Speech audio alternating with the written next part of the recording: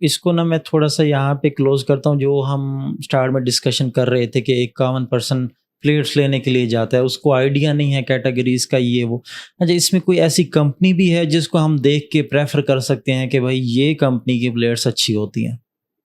जी, panels की बहुत सी companies अच्छी ही हैं वैसे अच्छा। देखा जाए तो। हुँ। कुछ फेमस हैं जैसे कि टॉप 10 में जिनको है जे कैनेडियन अच्छा। और ट्राइना। हुँ। तो इन कंपनीज में ये हो सकता है कि अगर आप कुछ कंपनीज में ग्लास के अंदर वो प्रिंट आता है उस कंपनी का नाम हुँ। या मैन्युफैक्चरिंग डेट आती है, वो ठीक अक्सर है। कंपनीज में आता है। हुँ। वहाँ से भी आप आइडेंटिफाई कर सकते हैं इन पैनल्स को। अच्छा। जैसे कैनेडियन में लिखा हुआ आता है, जिनको हुँ। में लिखा नहीं होता, लेकिन हुँ। उसको आप आईफोन मोबाइल से आप उसकी फ्लैश टेस्ट रिपोर्ट निकाल सकते हैं। हुँ। तो कुछ रास्ते हैं जिससे आम लोग भी आइडेंटिफाई कर सकते हैं। अच्छा, तो अब थोड़ा-सा मैं आता हूँ इन्वर्टर के ऊपर। ये इन्वर्टर का क्या रोल है इस सोलर सिस्टम के अंदर, और इसकी कोई भी कैटेगरीज हैं? जी, टाइप्स हैं, अच्छा। उसमें हाइब्रिड इन्वर्टर्स भी हैं। सिंपली इन्वर्टर का काम तो ये है कि पीवी पावर को कन्वर्ट करना आपकी डिमांड के अगेंस्ट एसी पावर में, ठीक है। उस पावर में जिससे आपके अप्लायंसेज ऑपरेट होते हैं, जिसे अल्टरनेटिंग करंट 220 वोल्ट कहा जाता है। हुँ। तो इन्वर्टर्स की टाइप्स में एक ऑन ग्रिड है जो सिर्फ यूटिलिटी को फीड करने के लिए है, अच्छा। जिसे बाई डायरेक्शनल भी मीटर के जरिए फीड कर दिया जाता है दोबारा ग्रिड की तरफ, ठीक जिसे है। ऑन ग्रिड भी कहते हैं या नेट हुँ। मीटरिंग भी कहा जाता है। हुँ। हुँ। दूसरे हैं हाइब्रिड इन्वर्टर्स हैं। हाइब्रिड में सिंपल दो सोर्सेज को यूज किया जाता है, उसमें आपके बैटरीज भी कनेक्ट हो जाती हैं, पैनल्स भी और वापडो भी। हुँ।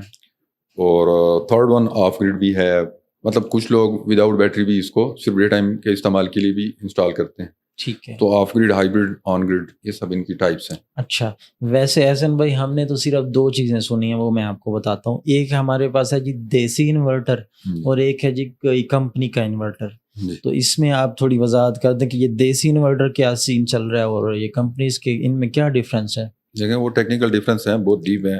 हुँ। और जो देसी इन्वर्टर हैं उसको एक सिंपल इलेक्ट्रॉनिक सर्किट से उसको इस तरह डिज़ाइन किया जाता है कि वो डीसी सोलर की डीसी सप्लाई को एसी में कन्वर्ट करेगा। अच्छा। तो वो उस हद तक को वो कामयाब हो चुके हैं ठीक देसी है। इन्वर्टर्स में कि हुँ। एसी को डीसी को एसी में कन्वर्ट कर दिया है। सही। उसका जो कंट्रोल है, हुँ। उसमें जो सेफ्टीज हैं जो आपके अप्लायंसेस को सेफ रखेंगी, उसकी भी हुँ। उसमें सर्किट्स होना ज़रूरी हैं। जैसा कि ठीक हाइब्रिड है। इन्वर्टर्स में, कंपनीज वाले इन्वर्टर्स में वो मौजूद हैं। हुँ। तो उसकी लैक ऑफ सेफ्टीज की वजह से वो फ्लॉप है, जितना हम हुँ। समझते हैं। और जो कंपनीज के इन्वर्टर हैं इनमें सारी वो सेफ्टीज दी जाती हैं जो अप्लायंसेस के लिए ज़रूरी होती हैं। हुँ।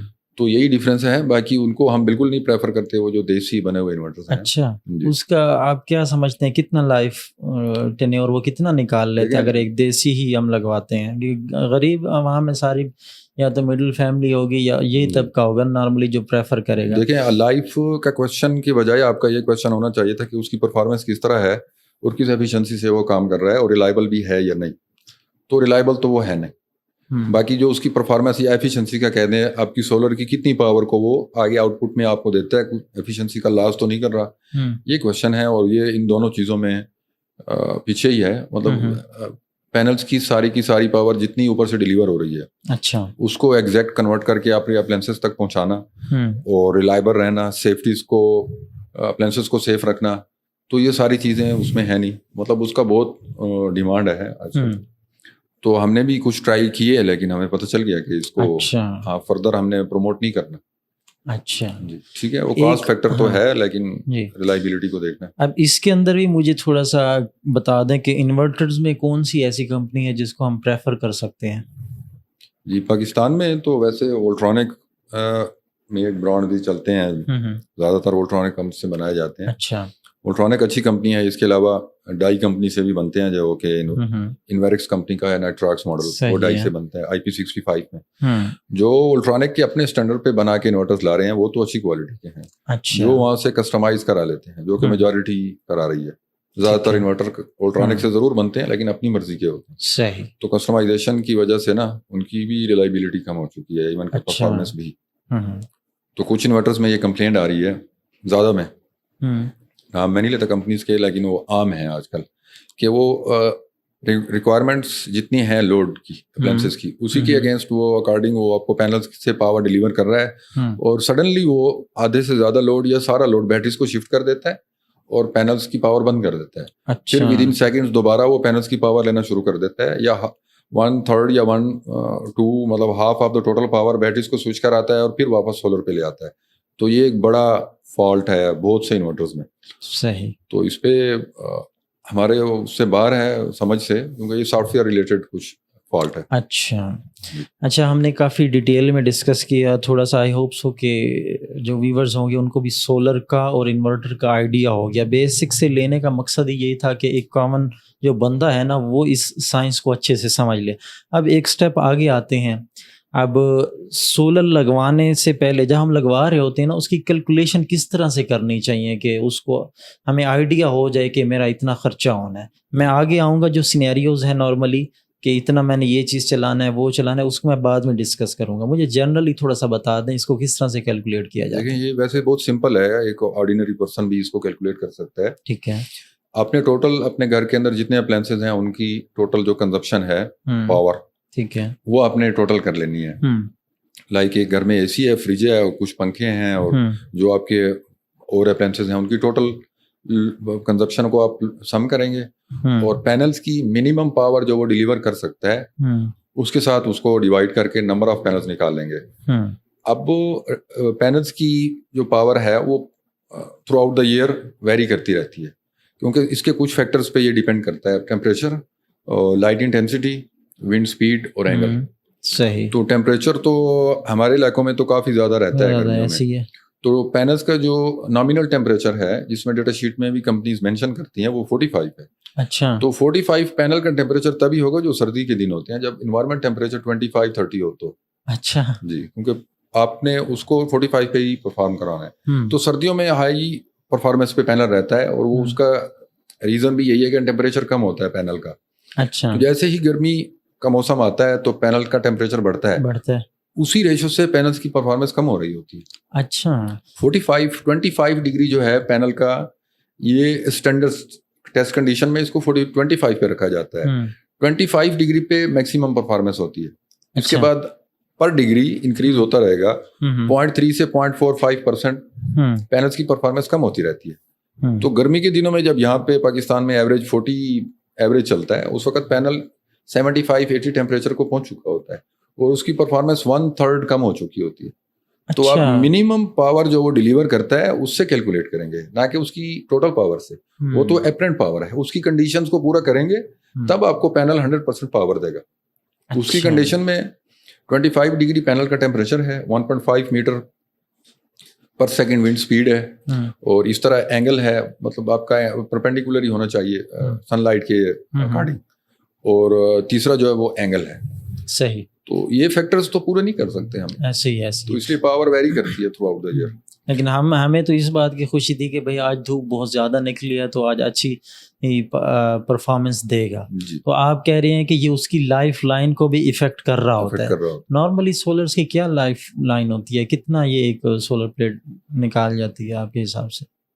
एवरेज पे हम बात करते हैं। कंपनी खुद बताती है पी टाइप जो है 1% पर ईयर इसका डिग्रेड होता है पावर। अच्छा। फर्स्ट ईयर 3% तक जाता है टेम्परेचर की वजह से। वैसे कंपनी जिसका 0.7-0.8% पी टाइप का और 0.3 to 0.45 या 0.5% तक एन टाइप का कहते हैं। तो 20 साल तक आप इसका ज्यादा फायदा ले सकते हैं। यानी कि जो ये वारंटी देते हैं डीलर्स वगैरह या शॉप ऑनर्स वगैरह वो सही होती है 20 से 25 साल वाली? बिल्कुल सही है, 25 साल तक। एन टाइप आप 30 साल तक ले सकते हैं उसका फायदा। उसके बाद सडनली पावर डिक्रीज हो जाती है। अच्छा। तो इसमें हमें थोड़ा सा बता दें परफॉर्मेंस को मेंटेन रखने के लिए कोई ऐसी टिप्स जिससे हम इसकी लाइफ लाइन को मजीद। देखिए पैनल्स, किसी पैनल सोलर पैनल प्लांट में मेंटेनेंस जो है वो सिर्फ पैनल्स को साफ रखना है। अच्छा। केबल्स को ग्रेजुअली या रैंडमली आप उसको चेक करना, उनकी इंसुलेशंस को, तो वो तो एक मेंटेनेंस में आ जाता है। लेकिन ये एक प्रॉपर मेंटेनेंस में जो है जो रेगुलर आपने करनी है वो पैनल्स की सफाई है। तो यहाँ पे एक एक्सपेरिमेंट हुआ यूटी पेशावर में, उस पे 1 मीटर स्क्वायर के पैनल के ऊपर 50 ग्राम डस्ट इक्वली डिस्ट्रीब्यूट की गई। अच्छा। तो उससे उसकी परफॉर्मेंस में 50% कमी हो गई है। तो आपने बस नीट क्लीन रखना है पैनल को। पानी से धो सकते हैं, कोई इशू नहीं है? धो सकते हैं, बिल्कुल कोई इशू नहीं है उसमें। कोई इशू नहीं है। एक क्वेश्चन जो आपने मेरा स्किप किया, मैं दोबारा उसको हाईलाइट करूंगा। मुझे ये बताएं जो प्राइसेस कम हुई हैं इसमें सेलर्स को क्या नुकसान हुआ है? कोई नुकसान हुआ है? जी, हर वेंडर को नुकसान हुआ, इवन के जितनी कंपनीज बना रही हैं पैनल्स उनको भी नुकसान हुआ है। अच्छा। मतलब ये कि इस टाइम हाई रेट्स चल रहे थे, तब भी किसी न किसी वेंडर, ज़्यादातर वेंडर्स के पास परचेज पड़ी थी, तो ये ग्रेजुअली इनके रेट नीचे आए। अच्छा। तो जिसके पास जितना स्टॉक पड़ा था उसने लॉस किया। तो ग्रेजुअली और कंटिन्यूसली हम परचेज भी कर रहे थे, हम भी और बाकी सब भी। तो वो हाई रेट्स की परचेजिंग और लो रेट्स में उसको सेल करना पड़ गया, तो तकरीबन सब वेंडर्स को ही नुकसान हुआ। अच्छा। इवन के ये रिसेंटली भी रेट इनके नीचे जा रहे हैं, तो इस टाइम जिसके पास परचेज पिछले हफ्ते की या पिछले महीने की पड़ी है तो वो लॉस कर रहा है। अच्छा, एक और भी सिनेरियो है कि मैं जी अभी सर्दियां लगेंगी ना, सर्दियों में रेट कम होगा, सर्दियों में परचेज कर लूँगा, ये साइंस भी काम करती है? नहीं, यहाँ पे तो कोई इतना ज़्यादा इसका इम्पैक्ट नहीं पड़ता मौसम का। हाँ, सर्दियों में सेल ज़रूर कम हो जाती है, और जिसकी डिमांड कम होती है जिस भी चीज़ की, तो उसके रेट डेफिनेटली नीचे ही आते हैं। फ्यूचर में कहाँ देख रहे हैं इसकी प्राइसेस को? मैं अगर बात करता हूँ नेक्स्ट ईयर की। जी, नेक्स्ट ईयर भी यही रहने हैं। एक तो ओवर प्रोडक्शन है, इसके अलावा रॉ मटेरियल में जो सिलिकॉन है वो बहुत मिल रहा है चाइना को, तो 4-5 साल तक तो जितनी प्रोडक्शन है वो डिमांड से ज़्यादा ही है, तो रेट में आगे नहीं जाना। टैक्सेस हैं वो अगर लग गए तो और बात है।